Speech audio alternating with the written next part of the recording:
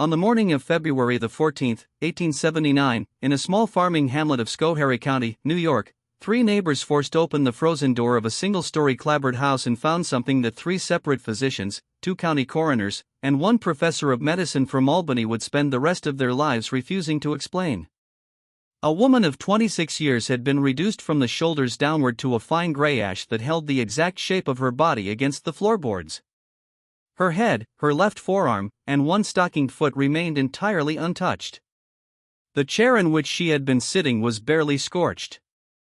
The wooden floor beneath her carried a dark oval stain no larger than a serving platter. And not a single curtain, not a single book, and not the oil lamp 3 feet from her elbow had caught fire. Her name was Ruth Paine. And what happened to her inside that locked house during the coldest night of that winter was reported in 4 county newspapers, debated in at least 11 medical journals, and then, within 18 months, deliberately erased from every official record the county possessed. Before we continue with the story of Ruth Paine and the house on Cobble Hill Road, take a moment to subscribe to the channel and leave a comment telling us which state or city you are listening from tonight. We want to know where our listeners are, because what you are about to hear was almost buried forever. And the people who tried to bury it had more reasons than you can imagine, and more power than you would like to believe a handful of ordinary men could ever have possessed.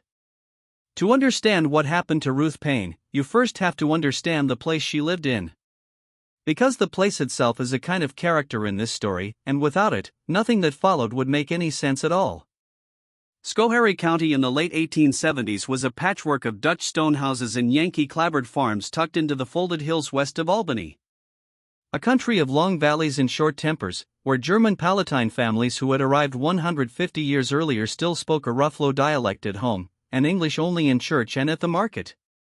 The land was old for America. It had been settled before the Revolution, cleared of its oak and hickory by the grandfathers of the men now farming it. And in many places, the stone walls that marked the edges of the pastures were already sinking back into the earth. The county seat was a sleepy town of shops, a courthouse, and a dairy exchange. But the hamlet where Ruth lived, a cluster of 7 houses and a Methodist chapel known locally as Cobble Hollow, was not even on most maps. It sat at the end of a wagon road that became impassable between December and March. In the winter, the only way out was a sled track that cut north across the frozen brook toward the mill at Breakabeen. Cobble Hollow was the kind of place where a family could vanish into the snow and nobody in the county offices would notice for a month, and where the people who lived there had long ago learned to prefer it that way. The winter of 1878 into 1879 was, by every account kept at the time, the worst winter in 40 years. The thermometer at the Breakabeen post office recorded 28 degrees below zero on the night Ruth Paine died. The snow had been falling off and on since the first week of November. The drifts against the north side of the chapel stood taller than a man. The roof of the Kesarick farm had collapsed under the weight of them in early January. Children were not sent to the one-room school for weeks at a time. Old men died in their sleep and were stored, wrapped in canvas, in the cold parlors of their houses until the ground thawed enough to bury them. It was a winter that pressed down on the hamlet like the palm of a great hand. And the people who lived through it would speak of it decades later as if it had been a single long night from which no one fully woke. Ruth had come to Cobble Hollow 3 years earlier as a young bride. She was born Ruth Vosburg in the Mohawk Valley, the daughter of a Dutch Reformed minister who had died of consumption when she was 19. She had taught school in Amsterdam, New York for 2 winters before she met Daniel Paine at a Grange Hall dance in the autumn of 1875. Her father had been a stern man, a preacher of the old predestinarian school, and he had taught Ruth to read Latin and Greek before she was 12. Her mother had died when Ruth was 5, leaving behind a single daguerreotype of a dark-haired young woman in a lace collar, and a small collection of poetry books that Ruth carried with her, tied in a bundle with a ribbon, everywhere she went for the rest of her life. Daniel Paine was 9 years her senior, a widower with a stone farmhouse and 90 acres of pasture inherited from his father. He was a quiet man whose first wife had died in childbirth 2 years before. He was, by all the accounts that survived, a decent and hard-working farmer, a deacon of the Methodist chapel, a man who drank nothing stronger than cider and who was known in the hamlet for the patience with which he broke his own horses to harness.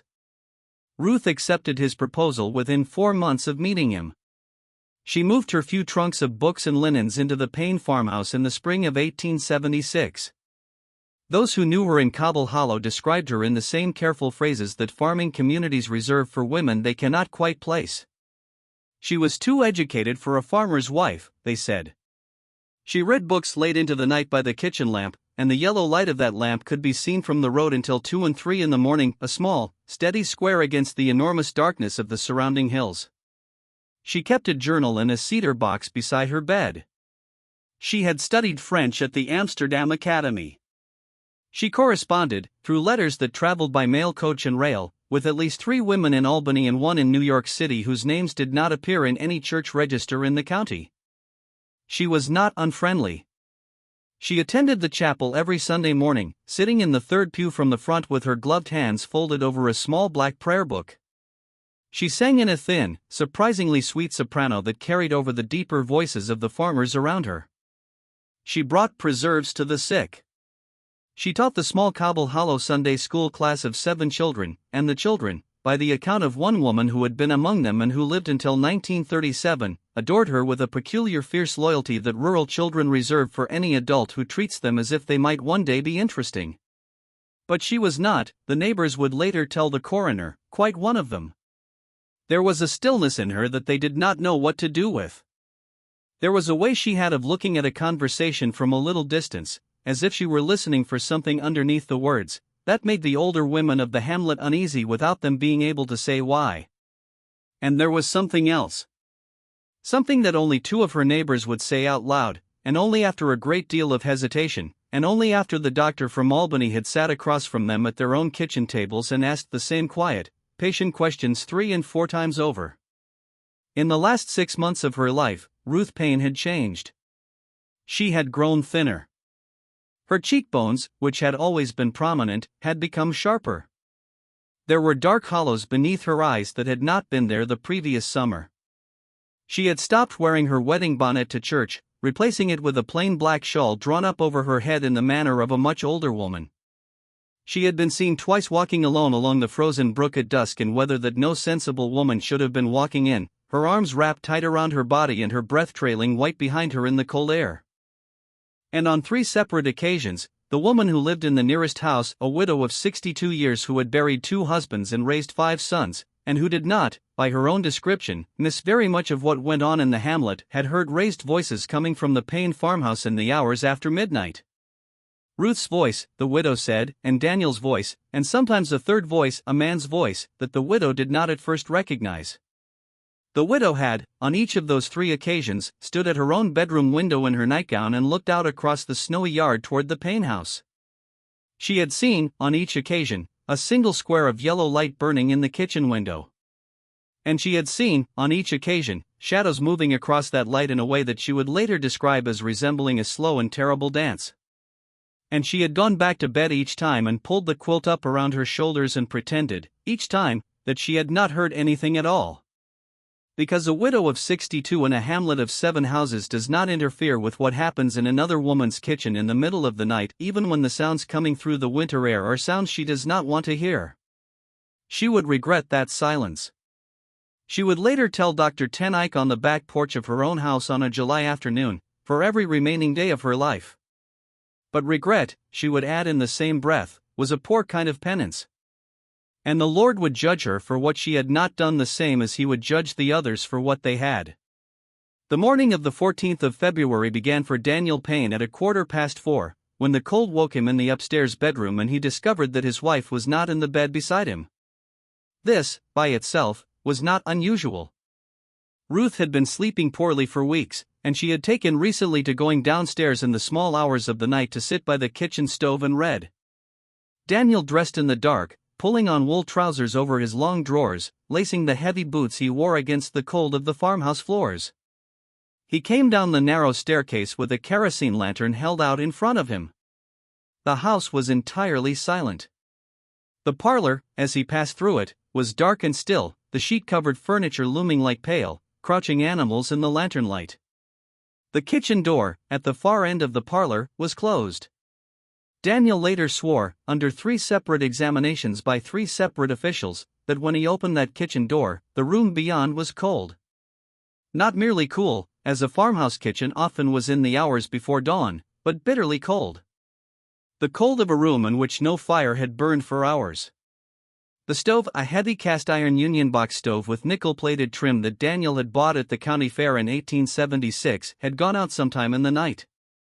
The oil lamp on the table was extinguished, its wick black and curled. The window above the dry sink was clouded with a thin film of frost on the inside of the glass, fern-like crystals grown across the lower panes in delicate, repeating patterns. And in the rocking chair beside the stove, where Ruth habitually sat in the mornings to drink her tea, there was a shape that his mind at first refused to accept as a shape.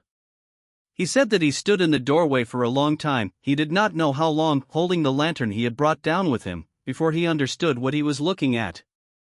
His wife's head was leaning back against the chair's spindles, her eyes closed, her dark hair loose about her shoulders. Her expression in the flickering lantern light was entirely peaceful. Her left arm lay draped over the arm of the chair, the hand white and intact, a small silver ring on the fourth finger, the ring her father had given her on her 16th birthday. Her right stocking foot was extended forward as if she had been in the act of rising. And everything else, everything between the base of her neck and her ankles, was gone. In its place, filling the seat of the rocking chair and spreading across the floorboards in a neat oval that the coroner would later record as 31 inches by 19 inches, was a deposit of fine pale gray ash. The ash held at its center the unmistakable curve of a rib cage, the suggestion of a pelvis, the bent line of a femur. It was, Daniel said, as if his wife had been poured into the chair and the chair had kept the shape. He did not scream. He did not run. He stood, he said, for what felt like a very long time. And then he turned around, walked back through the front parlor, opened the front door, and walked the 3/4 of a mile through the knee-deep snow to the house of Widow Brewer, and asked her, in a voice she described as utterly calm, if she would be so good as to come and look at something. The widow came. She was not a woman who required much persuading when a neighbor appeared at her door before dawn. She brought with her the hired man from the adjoining farm, a Palatine German named Jost Kieserich, who had been awake in the barn already, milking his cows by lantern light. And Jost brought his younger brother, Hendrik, who rode the sled track north to Breakabeen to fetch the doctor. By 10 o'clock in the morning, 4 men and the widow were standing in the Payne kitchen, and none of them could speak. The kitchen by daylight was almost ordinary.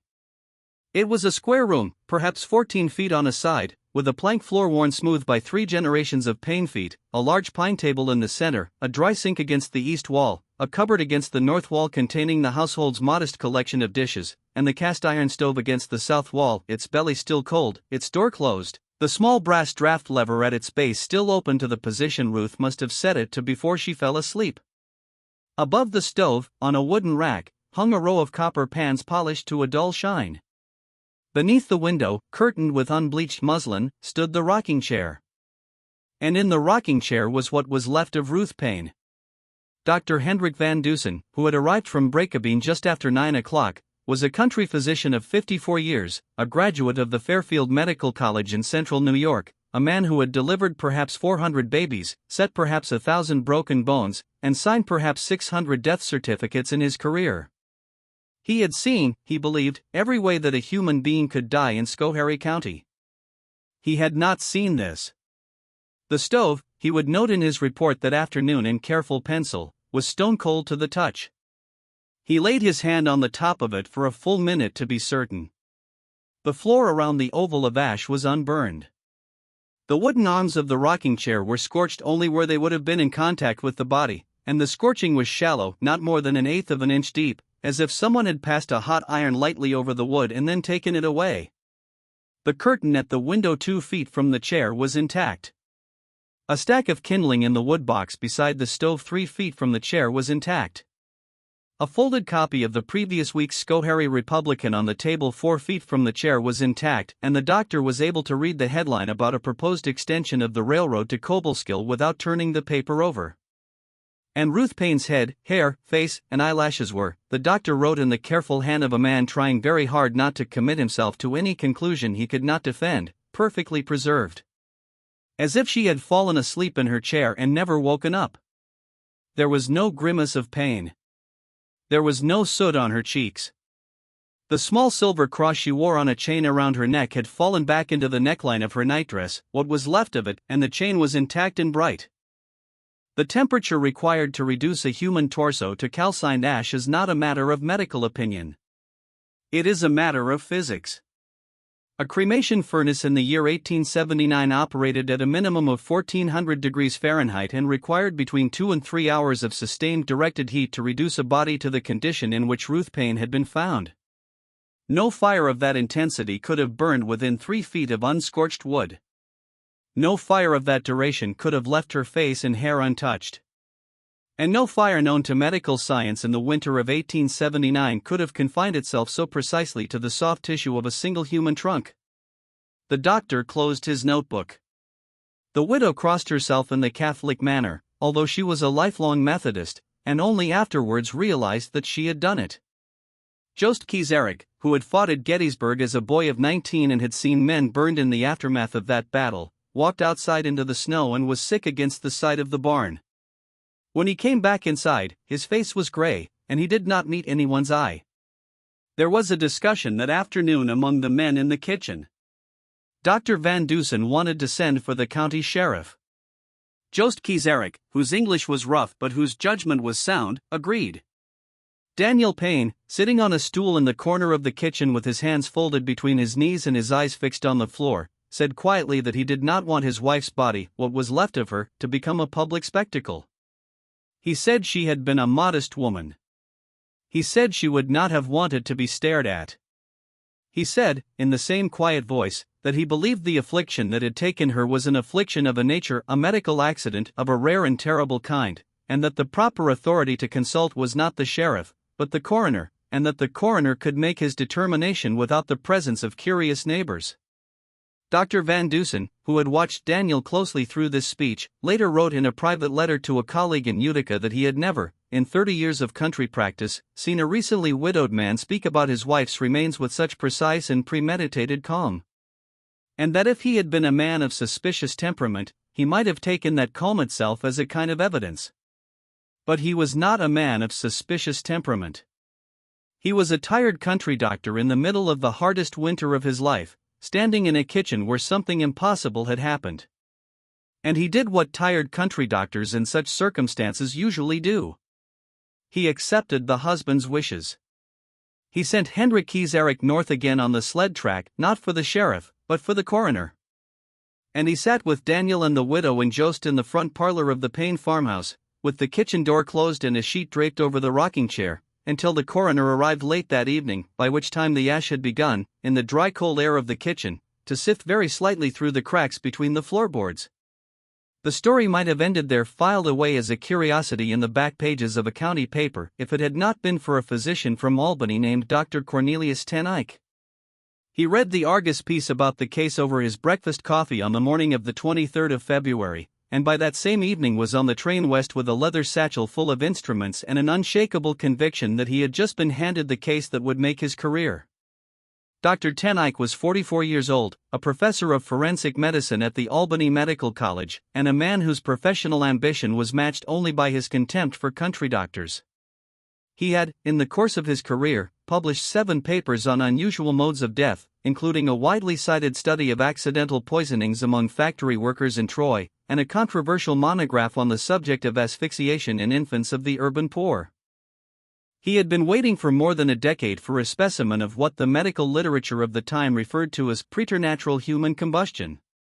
There had been, by the count of the medical journals of 1879, some 30 documented cases in Europe and North America across the preceding century, almost all of them involving elderly women, heavy drinkers, and confined spaces.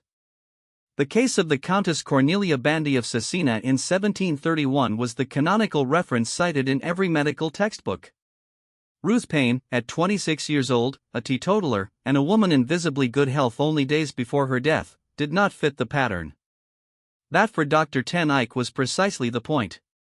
He arrived in Cobble Hollow on the morning of the 25th of February, 11 days after Ruth's death.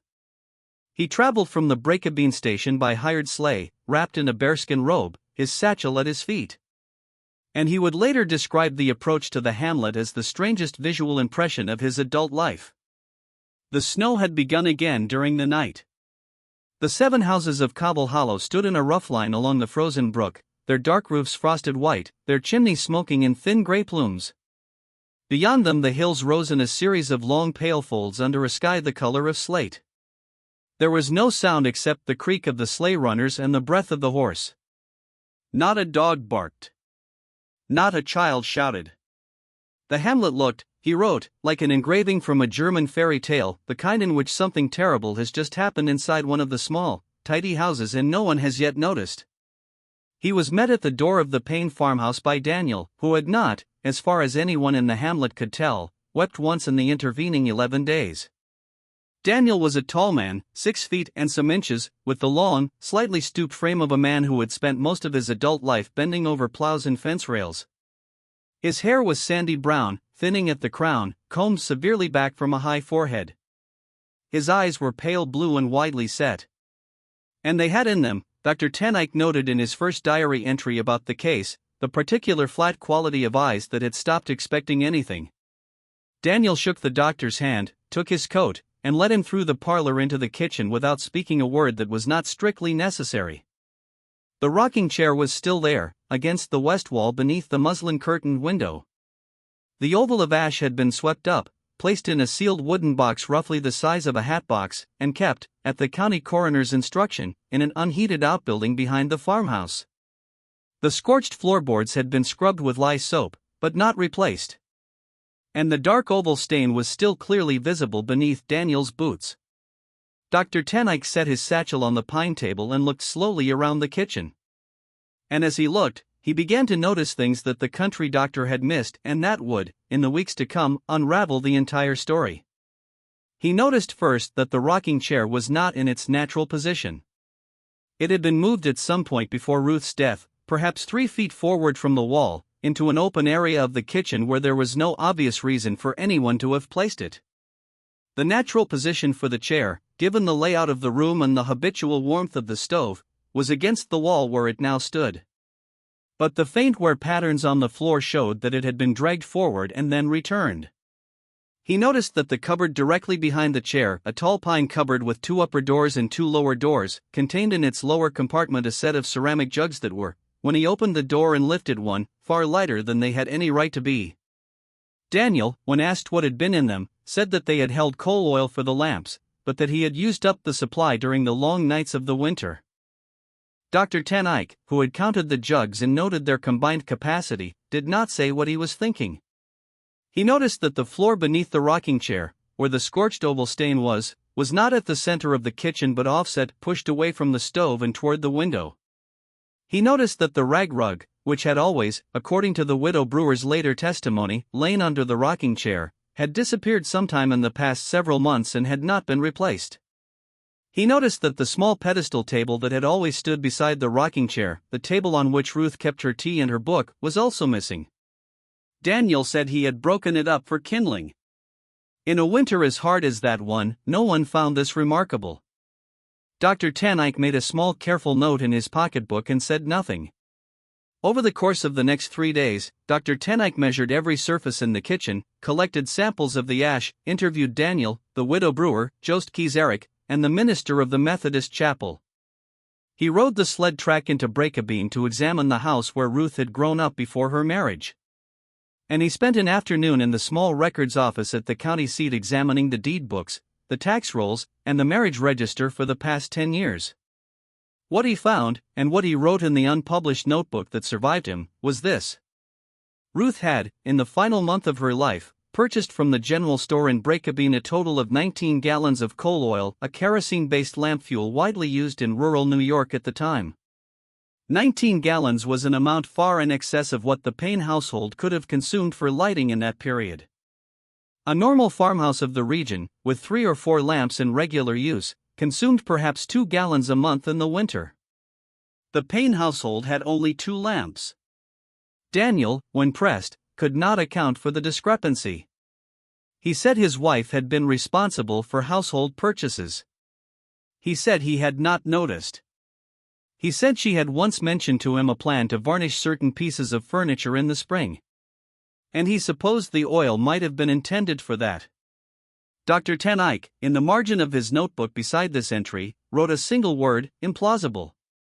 He also discovered that Ruth had been observed by at least 2 separate witnesses wearing a corset of a new style recently advertised in Godey's Lady's Book, a garment whose stays were reinforced with a paste of calcium phosphate and animal fat. A substance which Dr. Ten Eyck noted in careful Latin was highly susceptible to the formation of phosphorus compounds under conditions of prolonged body heat. And he discovered, finally, that Ruth Paine was, at the time of her death, in the early weeks of a pregnancy. And that pregnancy, according to the dates that Dr. Ten Eyck carefully reconstructed from the testimony of the widow and from 3 letters he was eventually permitted to read, could not possibly have been the child of her husband. Dr. Ten Eyck returned to Albany on the 28th of February and began, with the methodical patience of a man who had waited his whole career for exactly this, to assemble the rest of the story. He wrote letters to every address in the bundle of correspondence Daniel had grudgingly allowed him to examine. He interviewed, over the course of the next 4 months, every person in the Mohawk Valley who had known Ruth Vosburgh before her marriage. He traveled twice to New York City to consult with a colleague at the Bellevue Hospital Medical College on the chemistry of slow combustion. And by the end of the summer of 1879, he had constructed a picture of Ruth Paine's life that was, to anyone who had known only the quiet minister's daughter and dutiful farmer's wife of Cobble Hollow, almost entirely unrecognizable. Ruth Vosburgh, before her marriage, had been a member of a small and discreet society in Albany that met in the back rooms of a printing shop on State Street, a circle for the advancement of rational womanhood. The circle was composed of teachers, a handful of unmarried daughters of merchant families, 2 journalists, and 1 physician, a woman named Dr. Harriet de Forest, who had taken her medical degree in Geneva, Switzerland some 20 years earlier, and who practiced, without a license from the state of New York, in a consulting room above a milliner's shop on Broadway. The circle read the works of Frances Wright and Margaret Fuller. They corresponded with a similar society in Boston and with a smaller group in Rochester associated with the suffragist movement. They produced on a small hand press a quarterly pamphlet called The Reasoned Voice. And in ways that the surviving letters only hint at, they provided certain forms of practical assistance to women of the city who found themselves in circumstances that the law and the churches of Albany would not officially acknowledge. Ruth had left this society abruptly and without explanation in the autumn of 1875, within weeks of meeting Daniel Paine at the Grange Hall dance. She had left, Dr. Ten Eyck came to believe, because she had been seen at a meeting of the circle by a man who had recognized her and who had threatened, in some manner that the surviving letters do not make entirely explicit, to expose her. Who that man was, Dr. Ten Eyck could not at first determine. But one of the letters he obtained, written to Ruth by Dr. de Forest in November of 1878, 3 months before Ruth's death, contained a single sentence that would eventually lead him to the answer: "I fear, dear Ruth, that the gentleman from Cobble Hollow has not forgotten you. And if he should come to the house on Broadway again, I cannot promise that I will be able to send him away a second time." And the gentleman from Cobble Hollow was not Daniel Paine. Daniel Paine, at the time the letter was written, had never been to Albany in his life. The gentleman from Cobble Hollow was, as Dr. Ten Eyck confirmed through the laborious process of tracing property deeds and court records in the Schoharie County Archive, a man named Augustus Voorhees, 48 years old, a textile merchant who owned a substantial summer house 3 miles from the Paine farm, and who spent the months of June through September in the hamlet every year. Augustus Voorhees was a man of considerable local reputation. He was the 3rd generation of a Dutch mercantile family that had been trading wool and cotton out of Albany since before the War of 1812. He was a member of the Albany Chamber of Commerce, a trustee of 2 banks, a communicant of the Second Reformed Church, and the owner of a 4-story brick house on Washington Avenue in the better part of the city. He was married to a woman of fragile health who rarely left the Washington Avenue house. And he had 3 grown daughters, all married to respectable men. He was, by every measurable standard of the 1870s, a man of unblemished public character. He was also, and this was the detail that made Dr. Ten Eyck set down his pen and sit for a long time staring out of the window of his study in Albany, the uncle of Daniel Paine's first wife. He was the man who had introduced Daniel to his first wife 12 years earlier at a family picnic at his summer house in Cobble Hollow. He was the man who had paid out of his own pocket for the carved marble headstone that stood in the Cobble Hollow churchyard over the grave of that first wife. And he was the man who had been seen entering the Payne farmhouse on at least 4 occasions during the summer and autumn of 1878, always while Daniel was out in the far pasture, always staying for more than an hour, and always leaving without speaking to anyone in the hamlet. And he was the man whose voice the widow would eventually confess to Dr. Ten Eyck she had recognized as the third voice raised in argument in the Payne farmhouse in the small hours of the night, 3 times in the final months of Ruth's life. The notebook of Dr. Ten Eyck was found by his granddaughter in the summer of 1940. It contains the full account of his investigation, including the letter he wrote to Augustus Voorhees, and the reply he received, a reply that promised advancement in the medical profession in exchange for silence. Dr. Ten Eyck did not deliver his monograph. He did not publish his findings. He did not speak of them to another living soul. He was appointed to the Board of Trustees of the Albany Medical College. He served on that board for 22 years. He died in 1901, in his armchair in his study in Albany, with the evening edition of the newspaper folded across his knees. The records of the Ruth Payne case, the coroner's report, the physician's affidavits, the deposition of Daniel Payne, do not exist. They were destroyed in a small fire in the basement archive of the Schoharie County Courthouse in the summer of 1880. The fire was confined to a single storage room. It was attributed to a defective kerosene lamp. It destroyed the coroner's file for February 1879 and nothing else.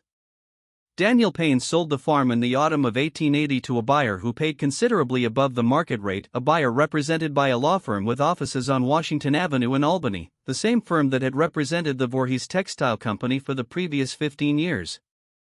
Daniel moved to a small town in western Pennsylvania called Mercer, remarried 2 years later, fathered 3 children, and lived out the remainder of his life as a respected elder of a Presbyterian congregation. He died in 1914 at the age of 70. His obituary mentioned a first wife who had died tragically in a house fire, and it did not mention her name. Augustus Voorhees continued to summer in Cobble Hollow for another 15 years.